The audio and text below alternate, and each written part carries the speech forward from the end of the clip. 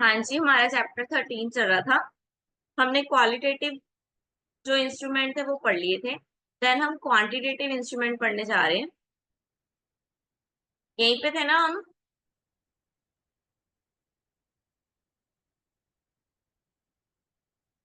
Then quantitative हमने पढ़ लिए थे, यानी कि न्यूमेरिकल फॉर्म में। ठीक है, जिसको मॉनिटरी की टर्म्स में हमने सॉल्व किए था।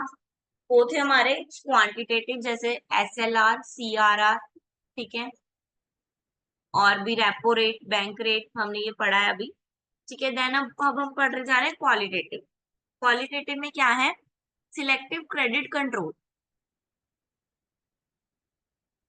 तो इसमें ये कह रहे हैं कि RBI को कुछ ऐसे कदम उठाने चाहिए जिसमें क्रेडिट के कंट्रोल को वो क्या कर सके, रोक सके। ठीक है, मतलब क्रेडिट को कंट्रोल कर सके। उनका प्रायर जो मोटिव होना चाहिए, क्या होना चाहिए कि उन्होंने क्या करना है, क्रेडिट को कंट्रोल करना है।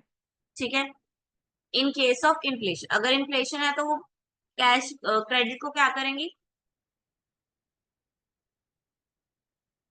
क्रेडिट कंट्रोल यानी कि लोन, ऐसे ही हुआ ना, उसको कम करेंगे। और अगर डिफ्लेशन हुआ तो वो बढ़ा देंगे। तो ये जो इंक्रीज और डिक्रीज है, उस पे उसका ध्यान कौन रखेगा? Central bank.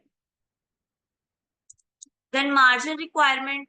जो भी हमने देखा कि बैंक्स को मार्जिन रिक्वायरमेंट्स होते हैं, लोन के लिए कुछ अमाउंट रिक्वायरमेंट होती है। ठीक है, बैंक्स को कुछ अप्रोच करनी पड़ती है अगर बैंक लोन लेना है।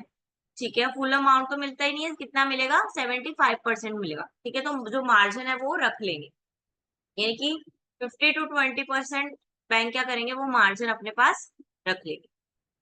जितना हाई मार्जिन होगा उतना ही जो बोरोइंग होगी वो डिस्करेज होगी।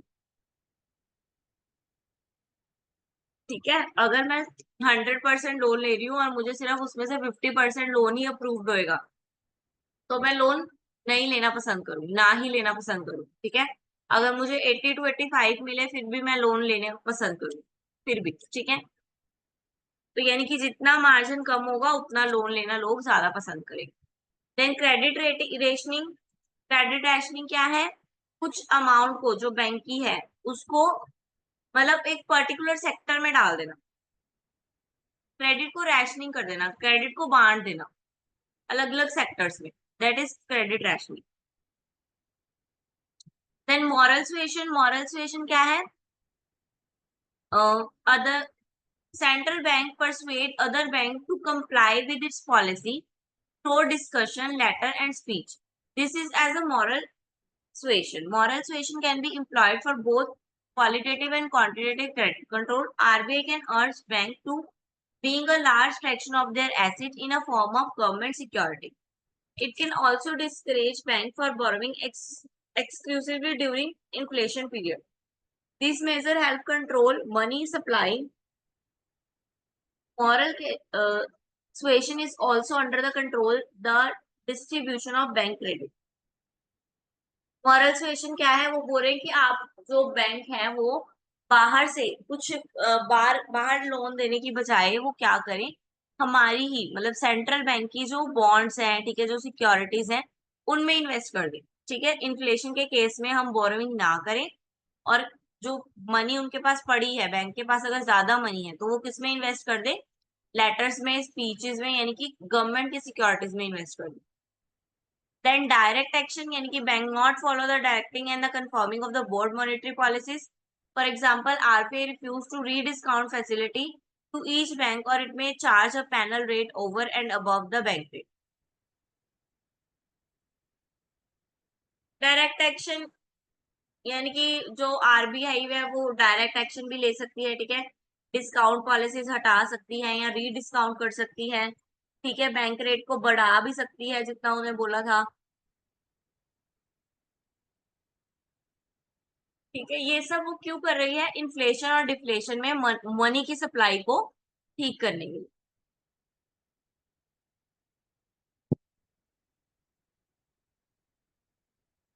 ठीक है, देन ये रिफॉर्म्स यानी कि चेंजेस आ गए। ये हमने ऊपर भी पढ़े थे मॉनेटरी पॉलिसी में। जो मॉनेटरी पॉलिसी का चैप्टर था उसमें ये पूरे पढ़े थे। हाँ जी, याद है, हमारे पास मॉनेटरी पॉलिसी का चैप्टर था। ये देखो,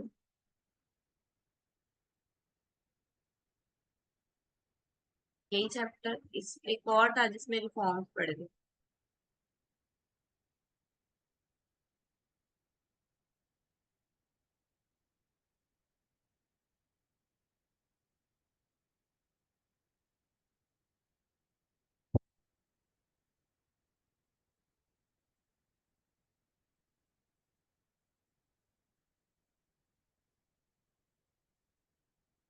1985 टू 1998, ठीक है। इसमें जो था मॉनेटरी पॉलिसीज में क्या क्या चेंजेस आए हैं वो दिखा रहे हैं, जो जो रिफॉर्म्स आए हैं, ठीक है। क्या बोल रहे हैं, treasury bill and progressive increase in SLR.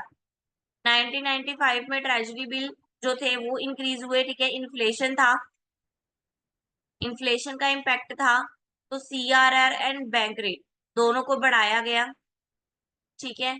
ये सब 1995 की बातें हैं। देन 1994 में कंटिन्यू किया गया एसएलआर और सीआरआर को पीक लेवल पे, ठीक है। 1999 1990 में ये दोनों क्या था, अपने पीक लेवल पे पहुंच गए थे।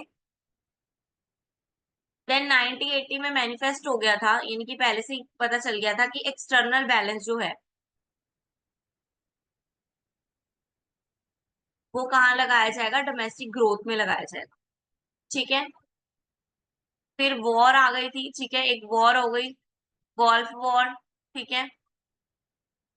Then the balance of payment जो था वो क्रिटिसाइज हो गया, यानी कि हमारा बैलेंस ऑफ पेमेंट नेगेटिव में चला गया, ठीक है। एक्सचेंज रेट जो था हमारा वो जो है वो नेगेटिव में चला गया। फॉरेन ट्रेड, फाइनेंशियल ट्रेड, ठीक है।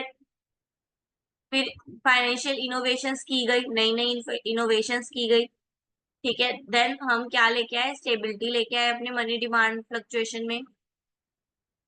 देन 1997 में क्या हुआ, treasury bill was abolished, treasury bill को खत्म किया गया 1997 में, एंड रिप्लेस कर दिया कि कौन से सिस्टम के साथ, WMA, means advance, way and means advance, system of way and means advance, इसके साथ इसको रिप्लेस कर दिया गया, जिससे हमारी एवरेज डोमेस्टिक ग्रोथ थी वो कितने परसेंट बढ़ गई, तो 5.6%।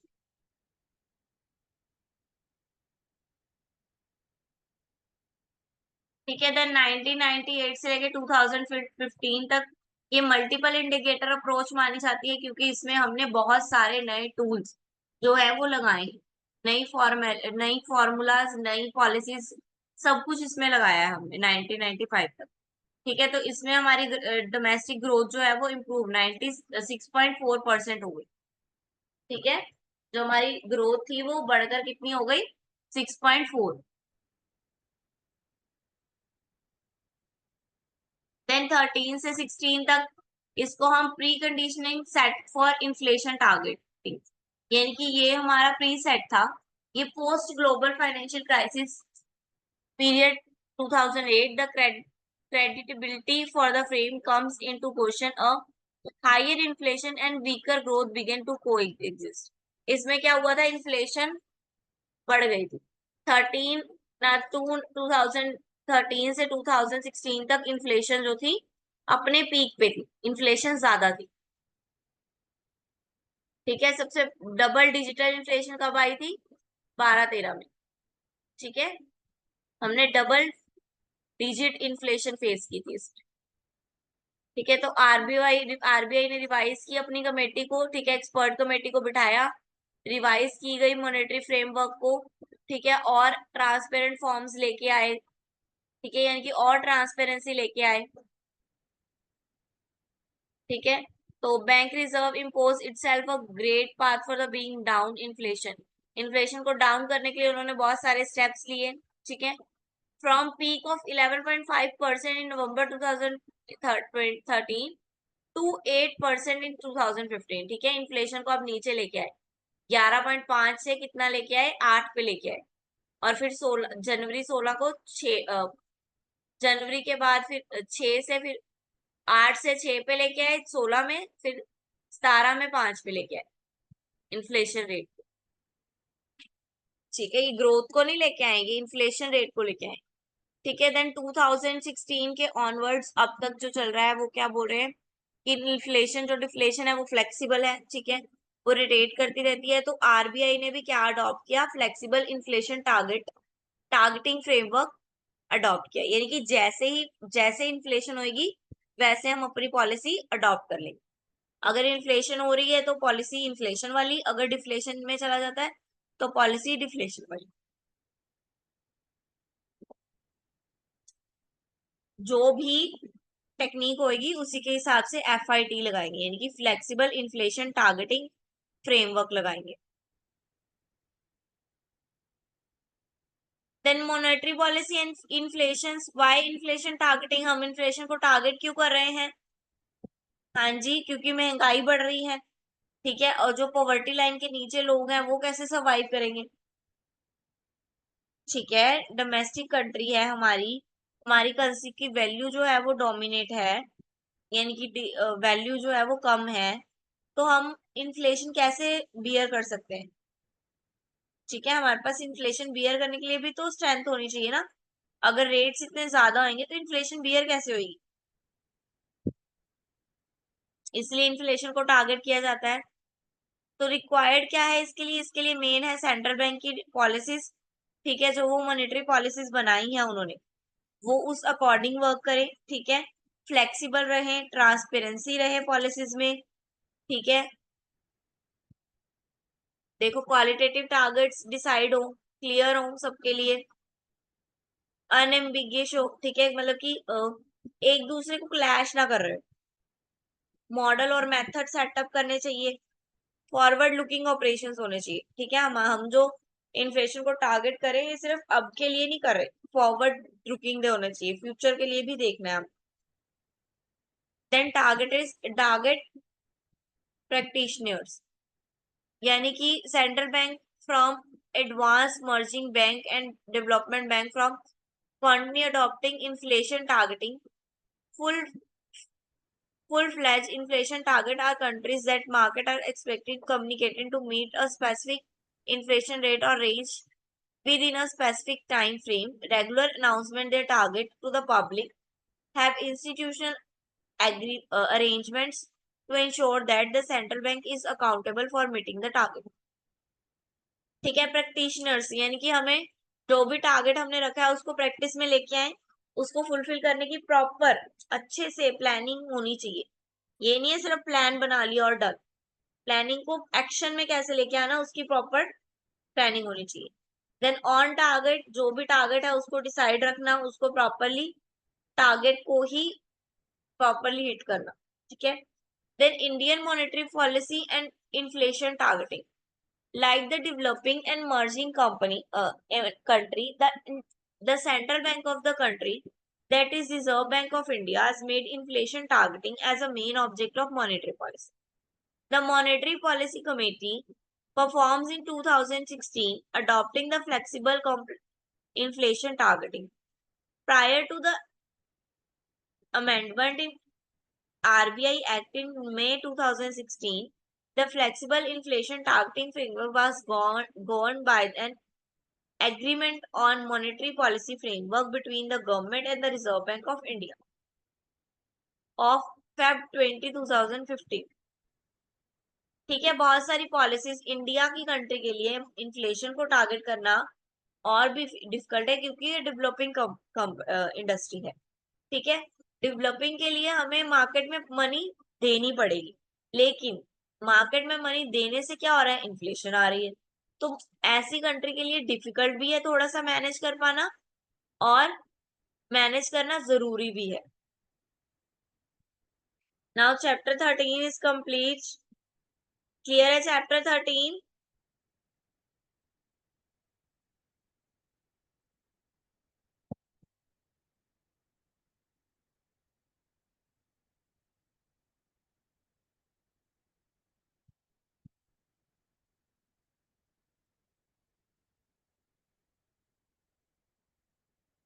हाँ जी, chapter 13 is clear to all.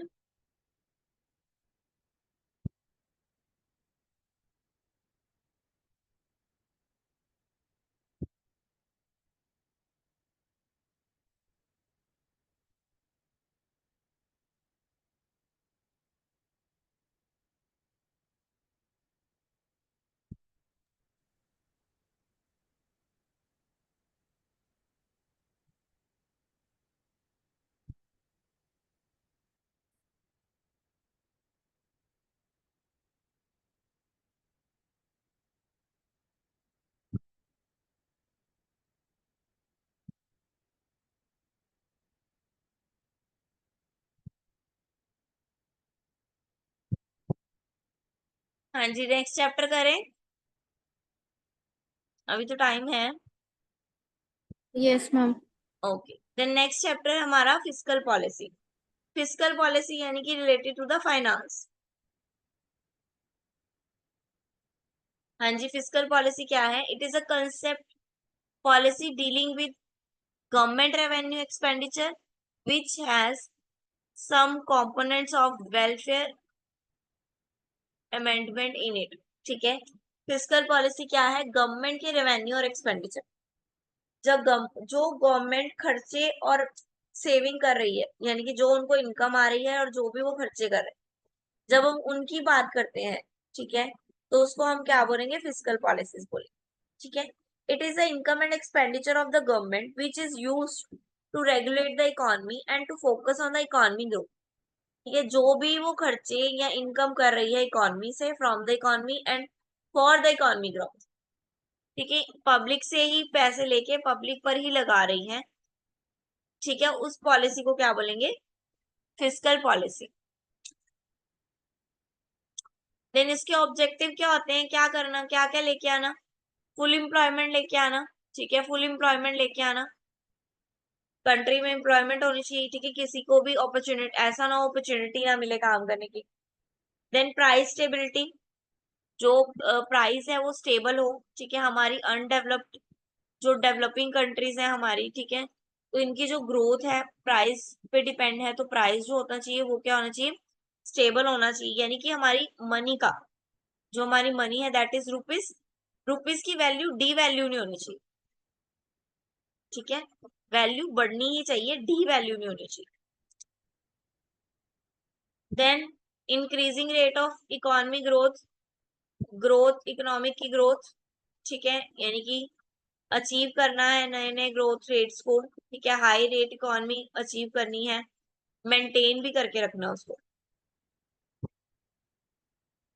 Then optimum allocation of resources, जो भी रिसोर्सेज है गवर्नमेंट के पास या in the India, in the country, जो भी रिसोर्सेज है उसका प्रॉपर यूज हो। कोई भी रिसोर्सेज जो है या अंडर वैल्यूड ना हो, यानी कि प्रॉपर वैल्यूड हो, प्रॉपर यूज हो, कोई वेस्टेज ना हो। देन एलोकेशन ऑफ रिसोर्सेज, कहाँ पे कौन सा रिसोर्स लगाना है ये भी पता होना चाहिए।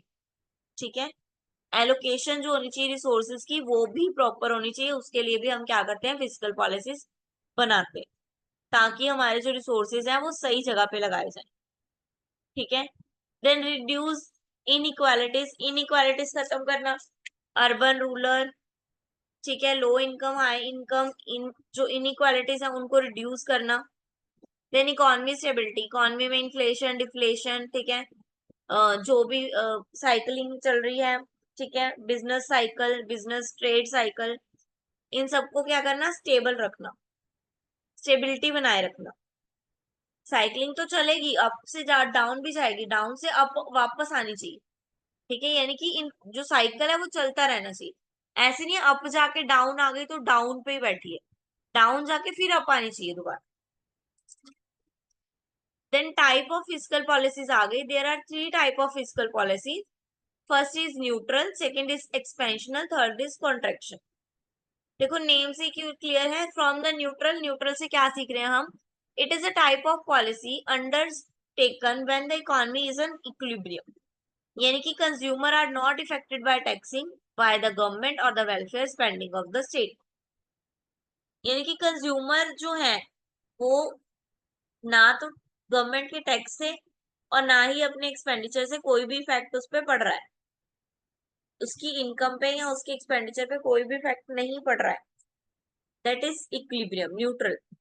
देन एक्सपेंशन क्या है? Is a policy boost the economy.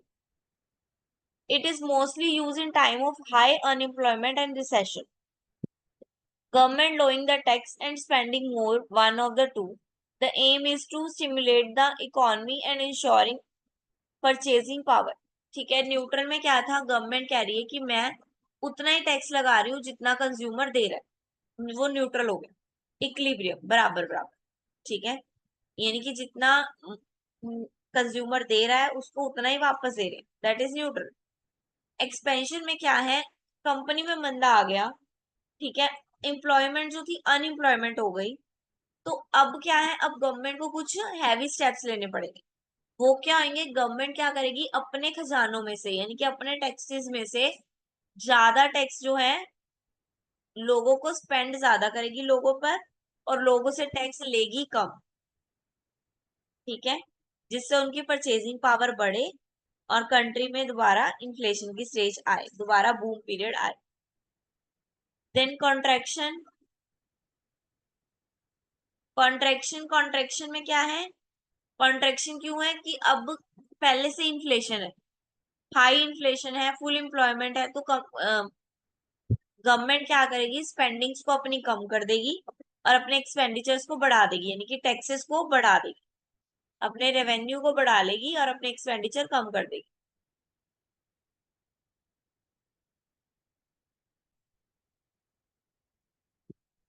ये कॉन्ट्रैक्शन की स्टेज है, ये expansion.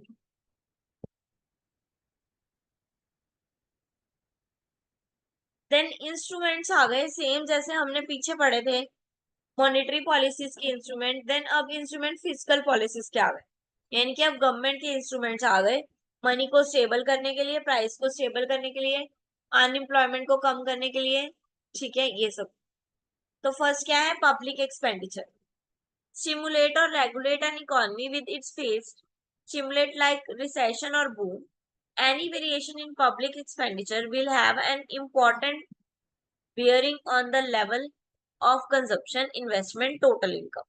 Public expenditure constitute an important share in total expenditure of the economy and is mainly composed of expenditure on public works, reliefs, subsidies, transfer payments, salaries, social securities, benefits,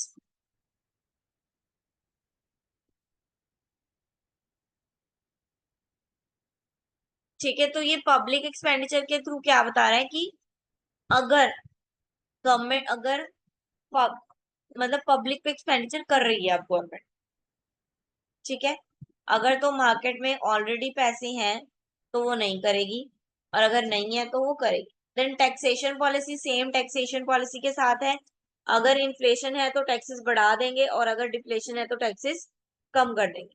public debt, public को जो boring देनी है, ठीक है, public debt यानी कि जो उधार है, ठीक है, जो उधार है, पब्लिक बोरोइंग प्रोग्राम्स निकालने हैं,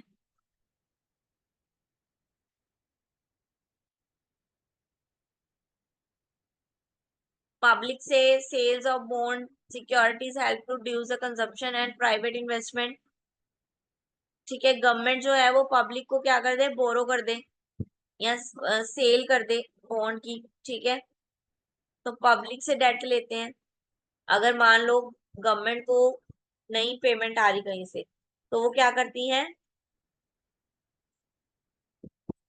तो वो क्या करती हैं, वो पब्लिक से जनरेट कर लेती है, कैसे, उनको बॉन्ड्स देके, गवर्नमेंट बॉन्ड्स है तो सब लेने के लिए रेडी हो जाएंगे। देन बजट, बजट बनाते हैं हर साल, ठीक है, बजट क्यों बनाया जाता है, हर साल बजट प्रिपेयर किया जाता है ताकि जो भी आने वाली सिचुएशन है उसको बियर किया जा सके, आउट ऑफ द बजट ना जाए हमारा इकोनॉमी। देन इसके रिफॉर्म्स आ गए, इसके रिफॉर्म्स क्या है, ग्रोइंग फिजिकल इम्बैलेंस है,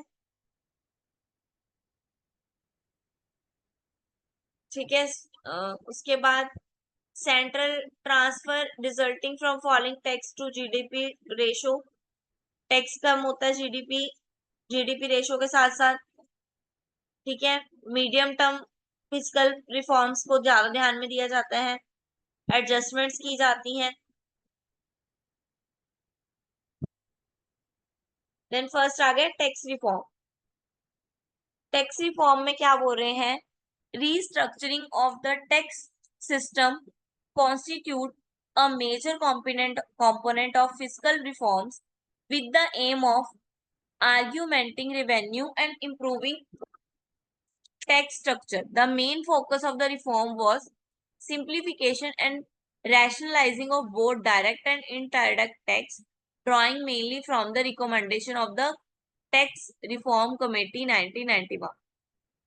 ठीक है, क्या क्या बनाया गया टैक्स के लिए रिफॉर्म, यानी कि टैक्स रेट में चेंजेस लाए गए। वो बोल रहे कि टैक्स ऐसा होना चाहिए जो सिंप्लीफिकेशन हो और रैशनलाइज हो, यानी कि सबके द्वारा एक्सेप्ट भी किया जाए और थोड़ा सिंप्लीफाई भी हो, लोगों को समझने में भी आसानी हो कि ये टैक्स अगर हम पे लगा है तो क्यों लगा है और ये किस चीज का टैक्स है जो हम पे कर रहे हैं। ठीक है, वो रिफॉर्म्स लेके आए। तो पर्सनल टैक्स, इनकम टैक्स पे 60% 1980 और 1991 में लगाया गया, प्रेजेंट 33 चल रहा है। ठीक है, अब ये प्रेजेंट 22 23 के हिसाब से भी हो सकता है। ठीक है, आप अपना 24 के हिसाब से चेक कर लेना। देन कॉर्पोरेट रेट जो है, ठीक है, डोमेस्टिक और फॉरेन कंपनीज पे करंट लेवल 34.5% एंड 40%। कहाँ से 60 टू 70 से 40 टू 34, 30 टू 33, सॉरी 35 से 40 पे आया है, फ्रॉम 67 टू 65 टू 70 इन 1980 और 1981। Then non agriculture product more than 300 products reform किए गए इसके अंडर। ठीक है, 300 प्रोडक्ट को चेक किया गया कि ये टैक्सेबल है या नहीं।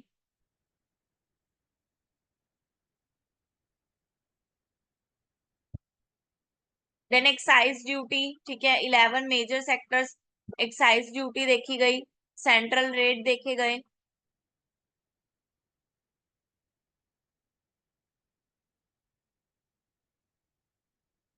Now not applicable to good attracting specific duty rate.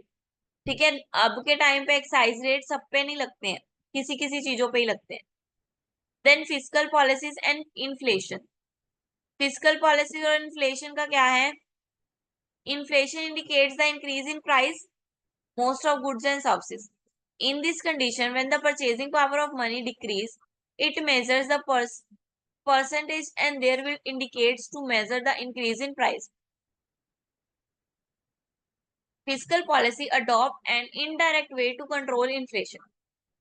Tax and expenditure of the government is used to regulate the monetary policy in the economy. Inflation refers to increased money supply in the economy, so the tax rate is increased by the government. Simple सी बात है, वो बोल रहे हैं fiscal policy inflation पे कैसे effect करती है। कैसे इफेक्ट करती है? अगर इंडस्ट्री में, अगर बाहर इकोनॉमी में इन्फ्लेशन है, यानी कि मनी की सप्लाई ज्यादा है, महंगाई है, ऑलरेडी लोगों के पास बहुत पैसे हैं, तो गवर्नमेंट कैसे कर सकती है? गवर्नमेंट अपनी फिस्कल पॉलिसी से कर सकती है उसको स्टेबल। अब फिस्कल पॉलिसी में क्या था? गवर्नमेंट के एक्सपेंडिचर और गवर्नमेंट की इनकम। तो अब गवर्नमेंट ने क्या करनी है? अपनी इनकम बढ़ा देनी है, यानी कि अपनी इनकम यानी कि इन फॉर्म ऑफ टैक्स। तो गवर्नमेंट क्या करेगी? टैक्स को बढ़ा देगी। जब टैक्स ज्यादा होंगे तो जो पर्सनल इनकम होगी, अगर उसपे 30% टैक्स लगेगा, अगर वो 30% से 50% हो जाए, तो पर्सनल इनकम तो 50% ही रह गई पर्सन के खुद के पास। पर्सन के पास तो सिर्फ 50% इनकम रह गई ना उसकी। तो जिससे क्या होगी? इन्फ्लेशन कंट्रोल हो जाएगी। कहाँ वो 80% ऑफ इनकम अपना खर्च रहा था, कहाँ वो सिर्फ अपना 50% ऑफ इनकम ही खर्च सकता है। ठीक है, तो फिस्कल पॉलिसी इस तरह इन्फ्लेशन पे स्टेबिलिटी लेके आती है। Now chapter 14 is complete. आपका ये जो सब्जेक्ट है वो पूरा कंप्लीट हो गया आज। देन नए मन से हम नया चैप्टर स्टार्ट करेंगे। हाँ जी, क्लियर है? चैप्टर क्लियर है Yes. सबको? Yes, ma'am. किसी को किसी भी चैप्टर में कोई प्रॉब्लम आती है, आप मुझे मैसेज कर सकते हो। अगर आप मान लो पढ़ते हो बाद में और आपको किसी चैप्टर में प्रॉब्लम आती है, तो आप मेरे को मैसेज कर सकते हो, मैं उसका आंसर जरूर करूंगी। ठीक है? Yes, ma'am. हाँ जी, हमारे ऑलरेडी दो सब्जेक्ट्स हो चुके हैं, थर्ड सब्जेक्ट हम कल से स्टार्ट करेंगे। ठीक है, ह्यूमन रिसोर्सेज वाला।